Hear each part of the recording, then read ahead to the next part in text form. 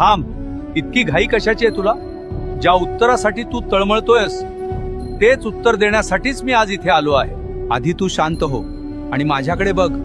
तुला फक्त तुझे रिकामे हात दिसले, पण त्या रिकाम्या हातांनी जेव्हा जेव्हा तू माझ्या पायरीला स्पर्श केलास तेव्हा तुझ्या नशिबातले कितीतरी काटे मी उपसून काढले. हे तुला दिसलं नाही.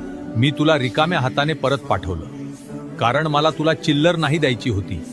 मला तुझी पात्रता इतकी वाढवायची होती की त्यात माझं यश मावेल. जर मी तुला पहिल्याच दिवशी सर्व दिलं असतं तर आज तू माझ्या दारात नसतास.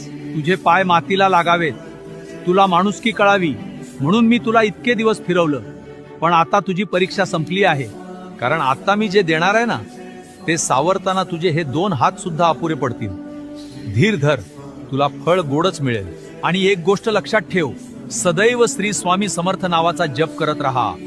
भिवू नकोस, मी तुझ्या पाठीशी आहे.